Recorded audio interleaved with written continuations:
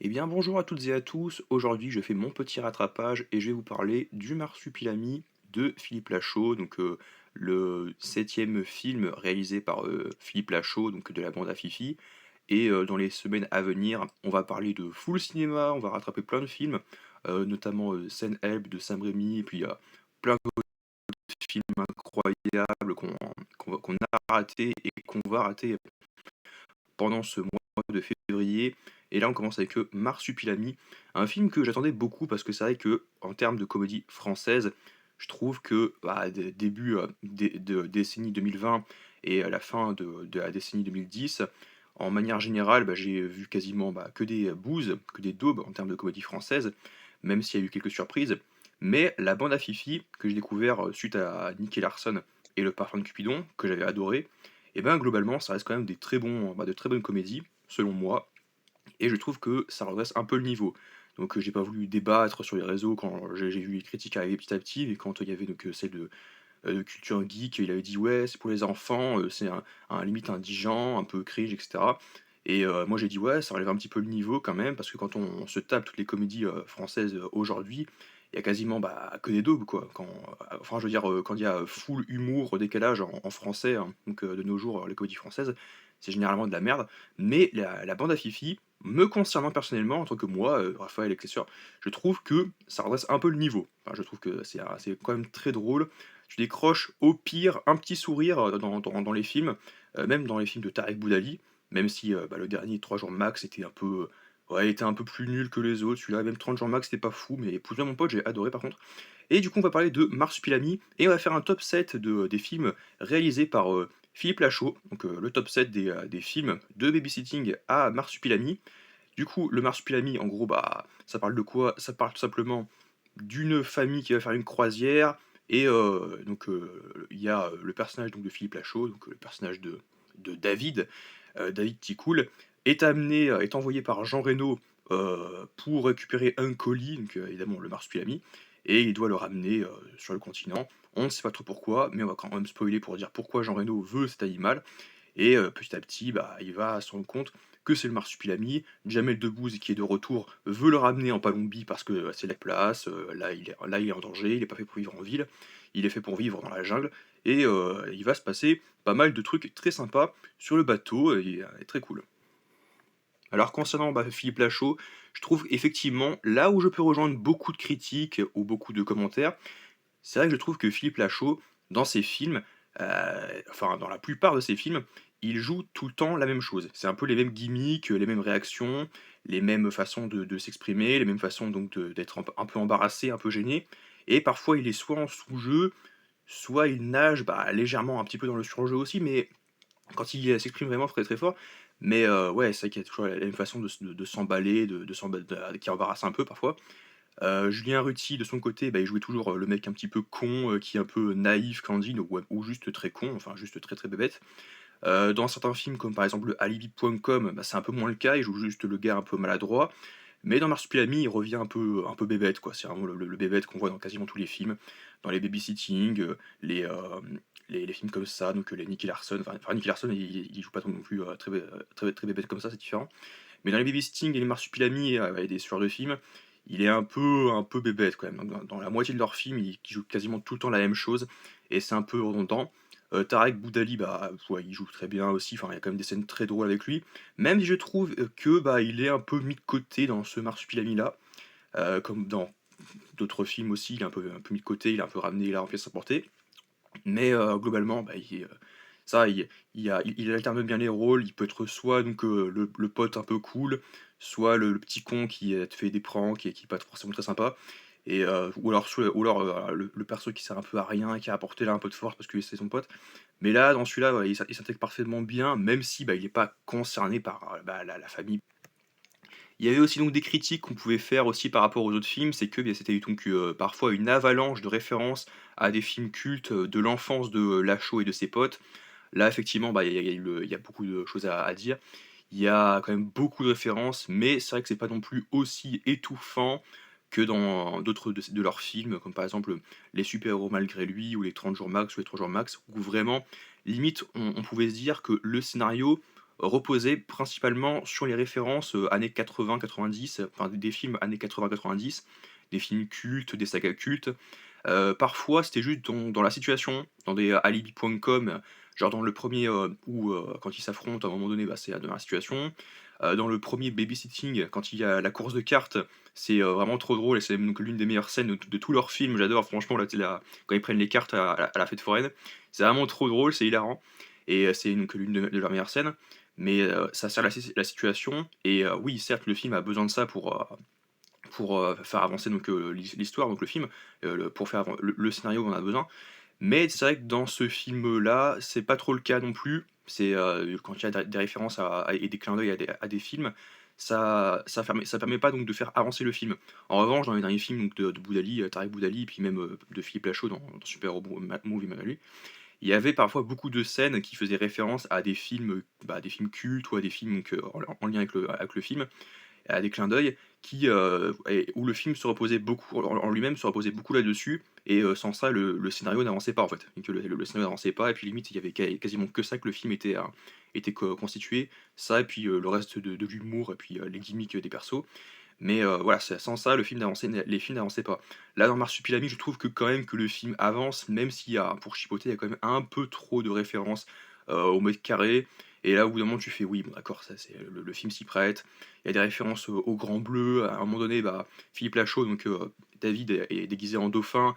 À un moment donné, bah, il saute, du pont, du bateau, enfin du paquebot et il se casse la gueule. Après il saute dans l'eau. T'as Jamel Debbouze qui techniquement joue le même personnage que dans le film de Alain Chabat, donc Sur la piste du marsupilami de 2012, qui était un peu moins fou, un peu moins ouf que par exemple les Astérix, Mission Cléopâtre, les Didier, enfin les films les films comme ça, mais que j'ai quand même bien apprécié. Donc il joue le même personnage, donc Dan Gérard enfin non, il joue pas, comment il s'appelle?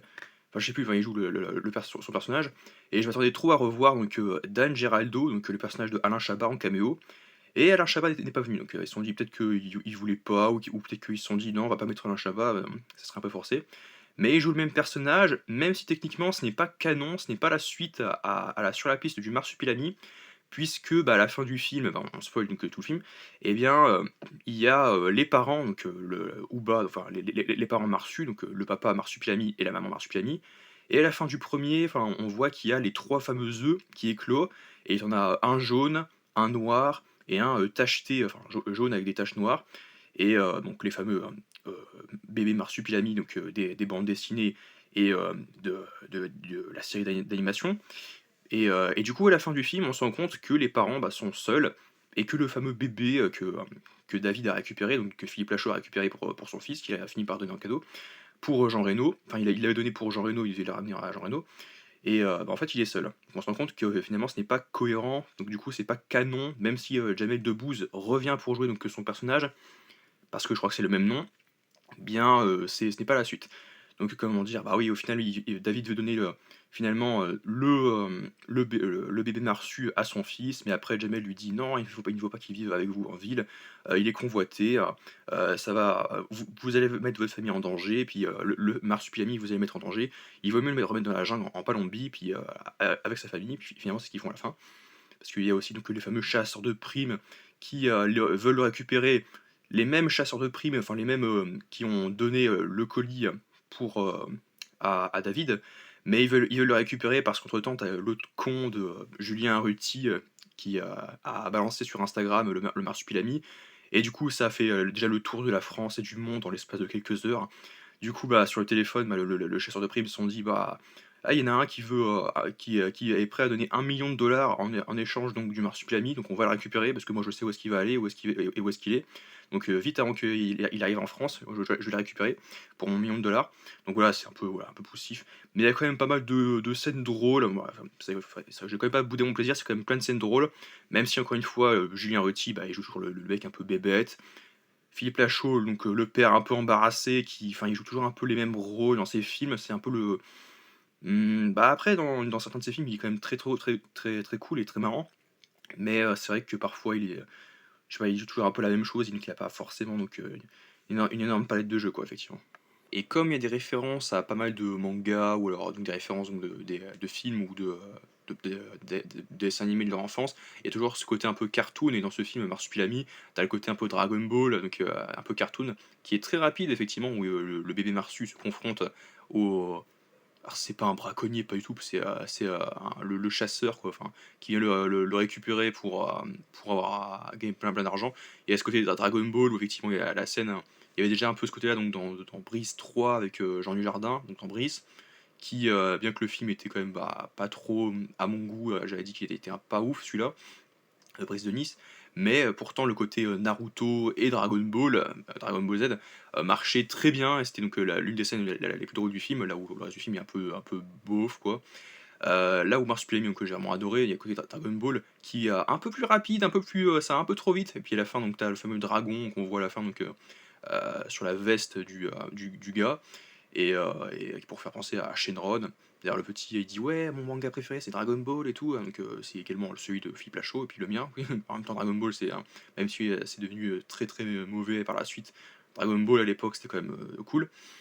Et puis il y a d'autres gags comme ça où ils sont piégés dans la voiture à cause de ça, j'aurais été prêt à le parier, évidemment à cause du personnage de Julien Ruti, bien sûr, parce qu'on sait qu'il était un peu bébête quand il a fait voler le marsupilami pour éclater une mouche, ou un moustique, je sais plus, parce qu'ils sont envoyés par les moustiques, donc voilà.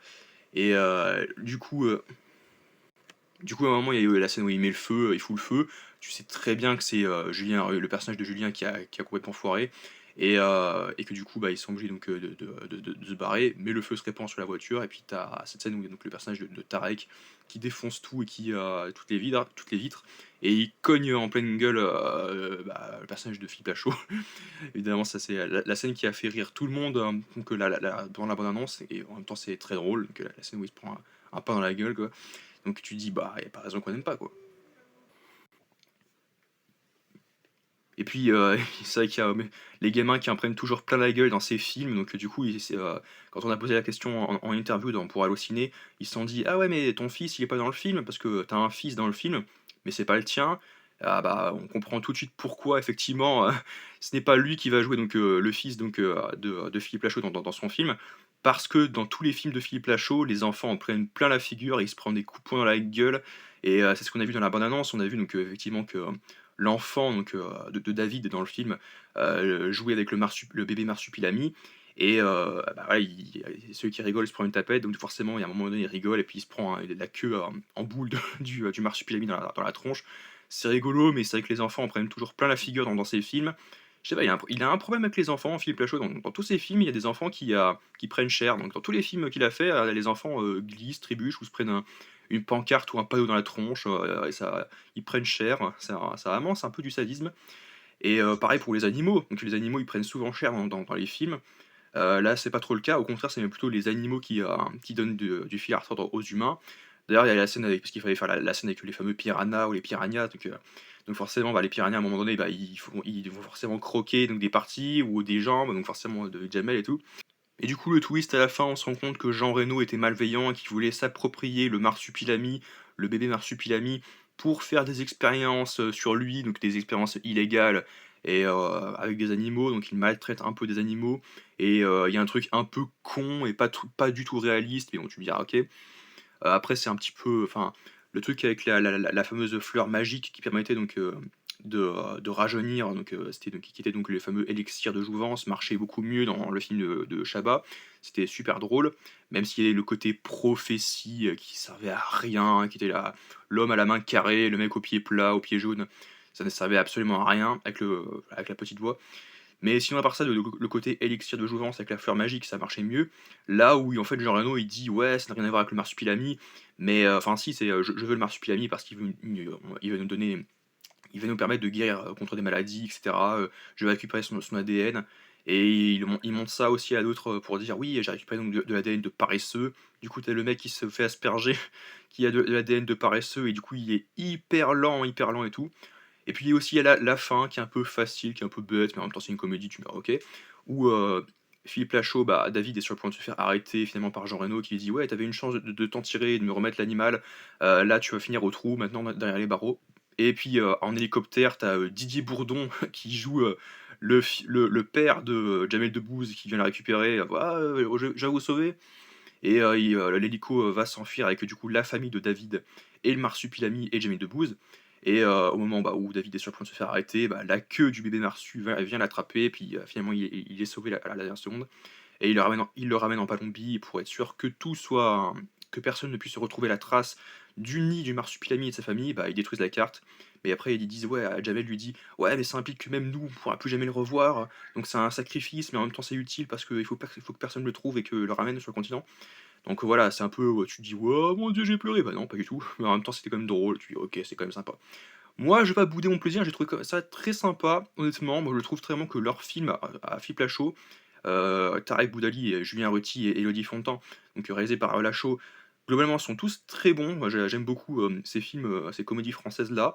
Je trouve que, bah, ça relève un peu le niveau parce que, derrière les comédies françaises, bah, enfin les vraies comédies françaises où les gens sont censés, bah, applaudir, rigoler, parce que ils en prennent plein la figure, ou ils font des blagues un peu, voilà, salaces ou décalées. Je trouve que ça tombe à plat, donc aujourd'hui, là, ça tombe à plat, mais Philippe Lachaud, c'est quand même drôle. Ça te fait quand même sortir au moins un sourire, voire même des fous rires. Voilà, des quand même plein de fous rires et j'ai passé un très bon moment avec ma famille devant, ce Marsupilami. Ouais, c'est un film familial, bah, c'est un film familial en même temps, hein. Globalement, les films, de Philippe Lachaud, ce sont des films familiaux et il faut adhérer et puis il faut, si on veut, bah, les prendre pour ce que c'est et voilà, parce que sinon, si tu dis: «Ouais, ça reste un film familial», mais qu'après c'est à toi de voir si tu aimes bien ce style d'humour ou pas.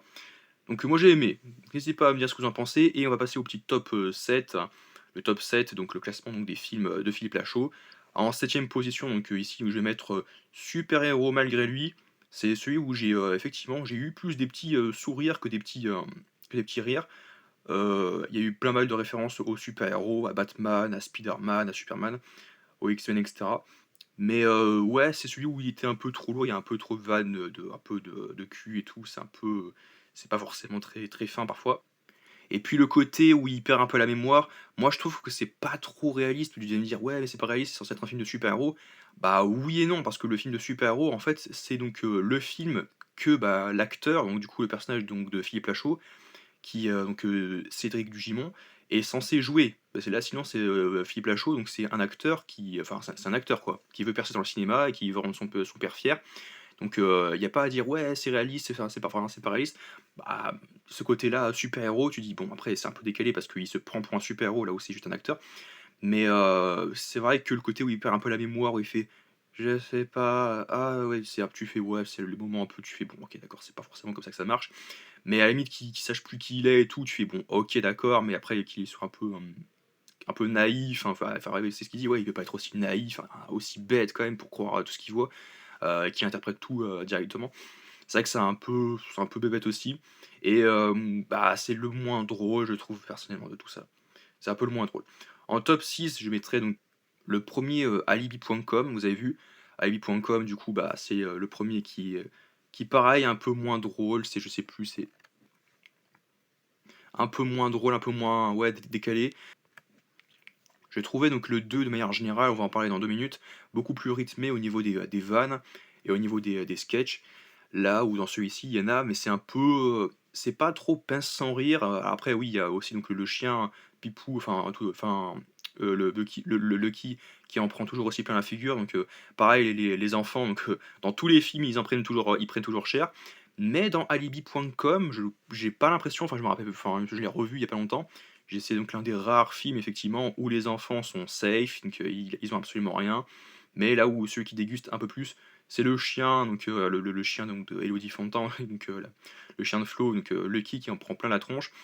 Et ouais, donc c'est celui qui, à part ça, il y a pas trop grand chose à dire. Donc en cinquième position, je mettrais le Marsupilami qui était quand même très drôle, très fun. Tous les autres pour moi sont réussis, et j'adore quand même le Marsupilami, mais c'est vrai qu'il y avait quand même beaucoup trop de, alors c'était pas celui-là où il y avait quand même plus de références au mètre carré, mais il y en a quand même pas mal.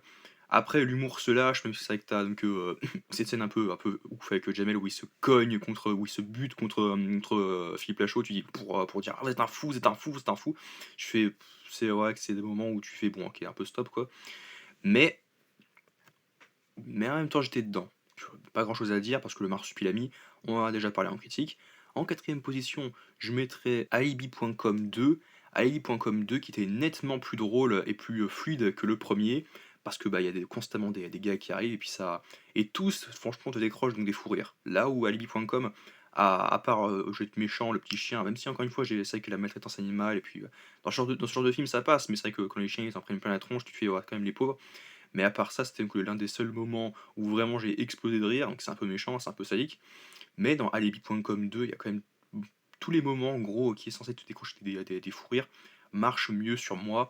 Et, et après, vous allez me dire, ouais, comment ça? C'est quand même plus ambitieux que le premier. Le cahier des charges est quand même rempli dans le sens où il faut faire beaucoup plus de gags, beaucoup plus de. Où il faut absolument faire en sorte que tout le monde ait son moment donc, de dégringolade et puis il y a aussi dans ce genre de film où il y a quand même un peu plus de cascades, où même les cascades en elles-mêmes sont humoristiques et fonctionnent, bah, franchement ça fonctionne du feu de Dieu. Et ouais, les cascades, les gags en eux-mêmes, les situations un peu décalées, tout fonctionne très bien, c'est beaucoup plus rythmé, c'est beaucoup plus dynamique. Et, euh, et il y a moins de références pop culture dans celui-ci, même si c'est vrai que globalement ça, peut s'intégrer parfaitement bah, au film ou du moins à la situation, parce que parfois ça s'intègre à la situation, d'autres fois non, et c'est un peu pâteau. Mais là, je trouve que globalement, ça s'intègre parfaitement bah, aux situations, et puis du coup, ça crée un décalage et de l'humour. En troisième position, je mets Babysitting 2, c'était là où il devait surveiller donc du coup la grand-mère de la fiancée, je crois, donc au Brésil, qui était quand même un peu moins marrant que le premier quand même, mais pareil, qui était quand même excellent. Excellent, c'était ce côté où il regarde, où il y a donc le personnage donc de Julien, Julien Rutil qui filme constamment tout avec sa caméra et où la caméra est récupérée donc, après qu'ils aient donc fait leur fameuse excursion ou balade par la famille qui doit regarder absolument bah, qu'est-ce qui s'est passé pour qu'on puisse retrouver donc la grand-mère. C'était un peu pareil qu'ils avaient fait complètement avec le premier que le petit. Et là où on voit, ils sont tous témoins des événements, ils voient toutes les dingueries qu'ils ont pu faire pendant plusieurs heures la veille. Et ça, c'était hyper bien aussi. Donc, tu te dis, mais attends, mais comment ils vont faire pour que ce soit vraiment un peu similaire par rapport au premier? Et ils y arrivent et ça marche quand même.